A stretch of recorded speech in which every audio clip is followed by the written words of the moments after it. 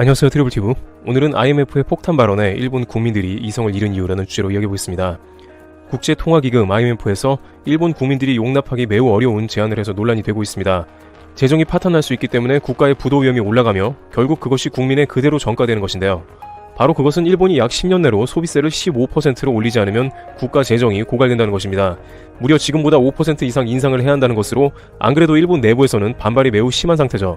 아베 내각은 기존의 8%에서 10%로 전격 소비세를 인상하면서 많은 월급 생활자들은 크게 놀랐습니다. 그들은 일본 기업들은 급여를 움켜쥐고 있다라는 표현을 쓰며 급여는 그대로고 세금만 는다고 불평합니다.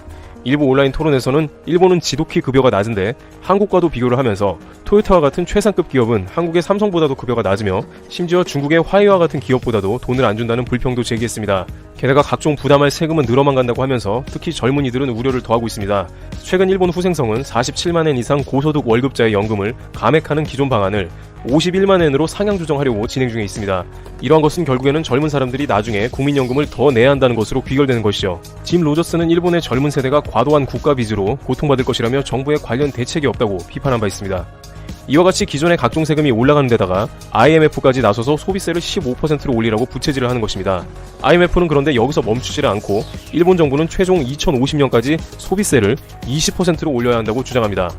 이와 같은 사실은 일본 온라인상에도 급속히 공유되며 IMF가 내정 간섭을 한다며 불쾌해하기도 하며 일본 재무부가 일본에 무슨 일을 저지르고 있는지 모르나 전 세계적 경고음이 울린다며 우려를 자아내기도 합니다.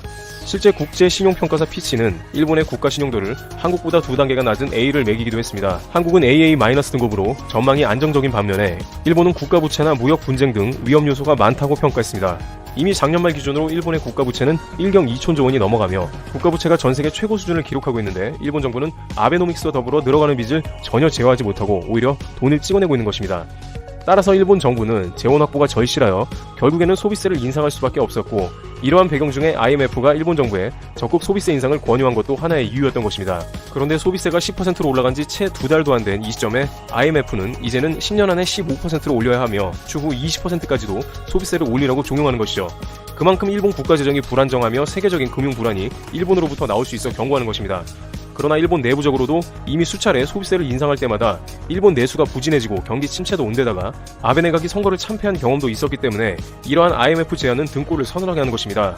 지금껏 아베노믹스를 칭찬하던 일본 경제 매체들조차 이제 그러한 효과에 의문을 제기하며 불안해하는 상황입니다. 계속해서 엔화를 찍어내는 일본 정부에 IMF가 극단의 조치를 주문한 가운데 긴장감이 더해가고 있습니다. 트리블티브 니혼게이자의 신문에 따르면 국제통화기금 IMF는 25일 일본에 대한 보고서를 발표했다고 합니다. 그런데 일본이 경악할 만한 내용이 담겨 있어서 일본 국민들이 충격에 휩싸였다는 소식입니다. 어떠한 이유인지 확인해 보도록 하겠습니다.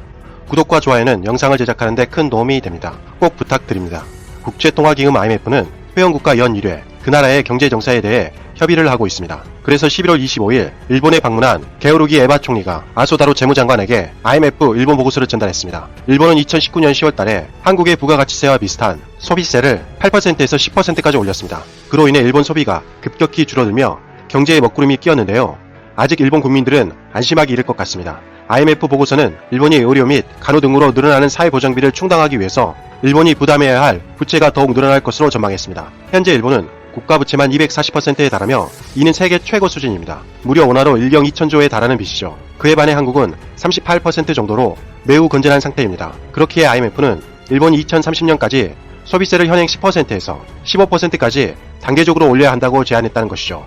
이것만 해도 충격적인 내용인데 IMF는 거기에 그치지 않았습니다. IMF는 2050년까지 일본 소비세를 20%까지 올려야 할 필요가 있다고 했다는 것입니다. 더군다나 IMF는 현재 일본 경제 성장률은 19년에 0.8%에 불과한데 20년에는 0.5%로 떨어질 것이라고 전망하며 일본 정부와 일본은행이 추진해온 금융정책과 재정정책, 거기에 구조개혁을 개선할 필요가 있다고 지적했습니다. 이 보고서 때문에 일본 국민들도 반응이 잠못 심각했는데요. 몇 개만 줄여서 살펴보겠습니다. 얼마간 소비세로 세수를 늘려도 그만큼 대기업이나 부유층으로부터 세수를 점점 낮출 테니까 세수가 부족해지는 건 당연하지.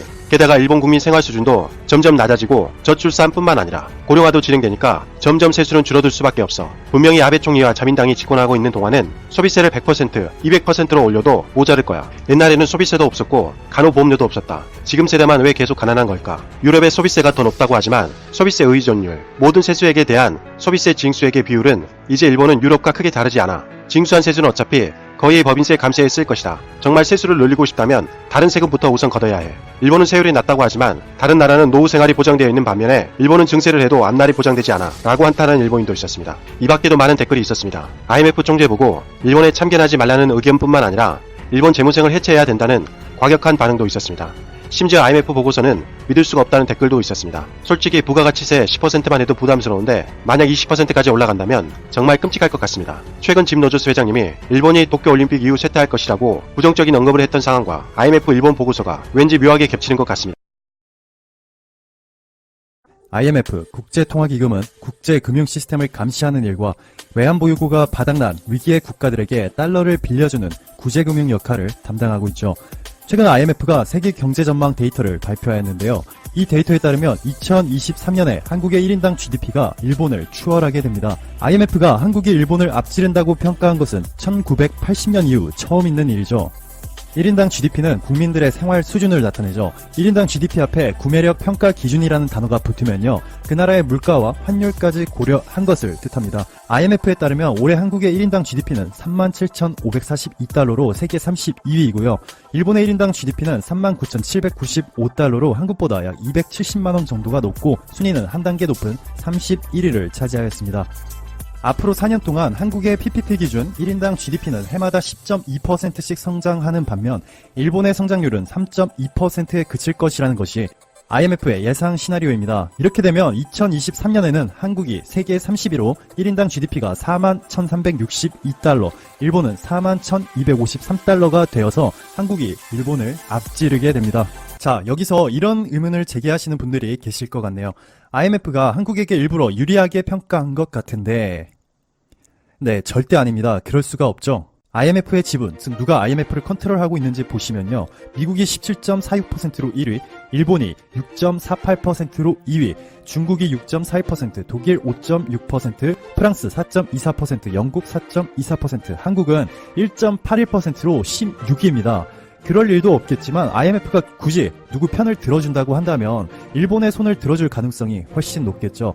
여기 IMF를 이끄는 총재 리스트를 봐도 전부 유럽입니다. 한국에 유리한 쪽으로 결과를 내놓을 이유가 전혀 없다는 것이죠. 그럼에도 IMF가 2023년 한국의 1인당 GDP가 일본을 앞지른다고 내다본 것은 그만큼 한국 경제를 긍정적으로 평가하고 있는 반면 일본은 반대로 생각하고 있다는 것이죠. 하지만 이 정도는 사실 놀랍지도 않아요. 쇠퇴 산업들에만 목매고 있던 일본이 지난해 그나마 한 줄기 희망과도 같았던 도시바의 메모리 반도체 부분까지 매각해버렸죠. D램 반도체의 경우 삼성과 SK에 완전히 패배하였지만 전원이 끊겨도 정보가 그대로 기억되어 빠른 속도로 성장 중인 낸드 플래시 생산에서 점유율 20.2%로 삼성에 이어 세계 2위입니다. 하지만 SK하이닉스가 컨소시엄을 통해 도시바 메모리의 지분 약 15%를 4조 원을 지불하고 사들인 것으로 알려졌죠. 부가가치가 매우 높고 4차 산업에서 핵심이라 할 수 있는 메모리 반도체를 일본은 거의 포기한 것이죠. 또한 제가 지난번 올린 영상 중 땡큐 중국 삼성의 소니 참교육이라는 영상을 보셨으면 아시겠지만 일본 소니의 가장 중요한 사업인 이미지 센서, 스마트폰에서 필름 역할을 하는 부분인데요. 이 부분도 삼성이 앞으로 몇 년 안에 소니를 짓밟고 올라갈 겁니다. 이미 소니와 거래하던 중국 스마트폰 회사 샤오미와 오포가 삼성으로 갈아탔고요. 이들이 기존에 사용하던 4,800만 화소 대신 삼성이 최초 공개한 6,400만 화소를 채택한 것이기 때문에 나머지 중국 업체들 및 글로벌 업체들도 소니에서 삼성으로 넘어오는 것은 시간 문제겠죠. 메모리 반도체에 비메모리 반도체 분야까지 포기하고 일본은 도대체 뭘 하고 있을까요? 일본에서 기업 가치가 가장 높은 7개 회사를 보면 토요타, 소프트뱅크, NTT, 소니, 히엔스, 미쓰비시금융, 패스트 리테일링이 있는데 미래지향적 회사라고 해봐야 소프트뱅크밖에 없습니다.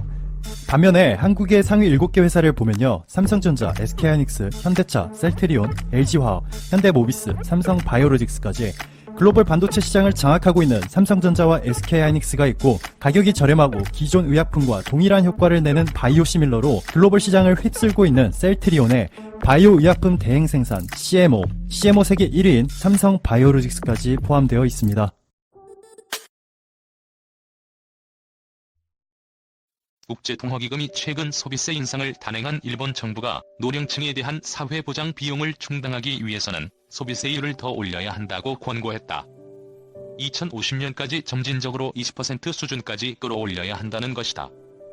26일 AP 등에 따르면 IMF는 최근 발표한 보고서에서 일본 정부가 최근 소비세율을 8%에서 10%로 인상한 것과 관련해 증가하는 사회보장 비용을 조달하려면 소비세율을 2030년까지 15%, 2050년 20%까지 더 인상할 필요가 있다고 밝혔다. IMF는 보고서에서 일본 정부는 소비세율 인상에 따른 소비 둔화 등을 완화할 수 있는 한시적 조치에 대해서도 추가적으로 검토할 필요가 있다고 했다. 일본 도쿄를 방문 중인 크리스틴 라가르드 IMF 총재 역시 전날 기자회견에서 지난 10월 소비세 인상을 단행한 아베 신조 내각의 선택을 긍정적으로 평가하면서 아베 총리가 추가 경정 편성 등 재정 확대 정책을 활용해 경기를 부양해야 한다고 조언했다. 일본은 초고령 사회다. 지난해 기준으로 전체 국민 중 65세 이상 노인 비율은 28.1%로 나타났다. 일본은 1970년 고령화 사회에 진입한 지 24년 만인 1994년 고령사회, 2005년 초고령 사회에 진입했다. 한편 IMF는 일본의 올해 국내 총생산이 작년보다 0.8% 성장할 것으로 예상했다. 내년에는 미중 무역 전쟁의 여파로 더 악화해 GDP 성장률이 0.5%까지 낮아질 것으로 IMF는 전망했다. IMF 때도 이 정도는 아니었다. 에노 재팬의 해외여행 소비 심리 꽁꽁. 소비자들의 여행 지출 심리가 꽁꽁 얼어붙은 것으로 나타났다. 에노 재팬 영향으로 일본 여행이 격감하며 일본뿐 아니라 전체 해외여행 지출 심리가 급격하게 위축되고 있는 것이다. 그렇다고 해서 국내 여행 쪽으로의 반사이익을 기대할 수 없는 상태다. 여행관광 산업 전반에 빙하기가 찾아왔다는 분석이 설득력을 얻고 있다. 27일 여행 전문 리서치 컨슈머 인사이트가 발표한 주례 여행 행태 및 계획 조사에 따르면 향후 1년간 여행 관련 소비 지출에 어떤 변화가 있을지를 물은 결과 올해 해외여행 지출 의향 하락폭이 지난해의 4배에 달했다. 소비자들 여행 지출 의향 갈수록 줄었다. 여행비 지출 의향은 2차례의 장기 휴일이 있던 2017년 급상승했다. 해외 43.2%, 국내 38.5%로 2016년 대비 각각 4.9%p, 2.8%p 늘어나며 최고치를 기록했다. 2018년에 해외는 42.3%로 전년 수준을 유지한 반면 국내는 36.0%로 하락해 2016년 수준으로 회귀했다.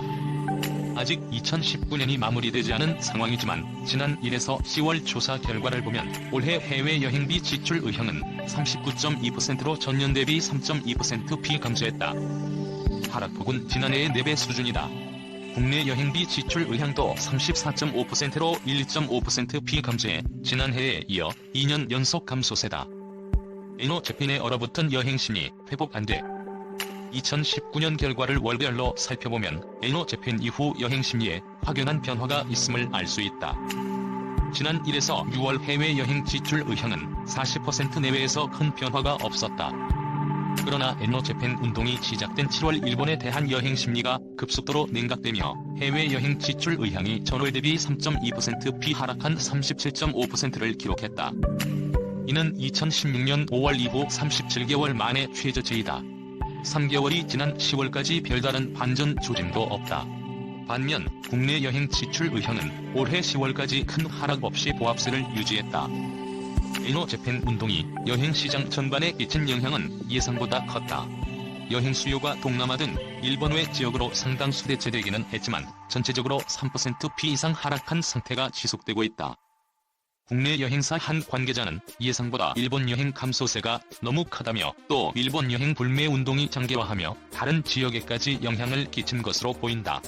여행 소비 심리가 크게 얼어붙었다고 했다. 국내보다 해외여행 지출을 더 늘리겠다는 의향은 2017년을 기점으로 더 커져 4.7%p까지 확대됐다. 2018년에는 6.2%p 차이까지 벌어졌다. 장기 연휴 외에도 저비용항공사의 확대로 항공료 부담이 줄었고 일본, 대만, 베트남 등 근거리 지역의 인기가 높아지며 단기간 여행이 많아진 것도 국내보다는 해외로 눈을 돌리게 된 이유다. 계속 커지던 해외 국내 여행 지출 의향 격차가 모처럼 줄어 2017년 수준의 차이로 돌아왔으나 해외 여행 위축에 따른 반사이익을 국내 여행이 제대로 거두지 못하고 있는 점은 아쉬운 부분이다. 컨슈머 인사이트 관계자는 국내 여행이 고전하는 주된 이유는 경기 침체에 따른 소비 심리 위축 때문이지만 해외 여행의 가성비가 더 낮다는 소비자 평가의 영향이 크다며 한번 돌아선 소비자 마음을 돌려 세우기란 쉽지 않다. 국내 여행 경쟁력 향상이 선행되어야만 집 나간 토끼를 다시 잡을 수 있을 것이라고 진단했다.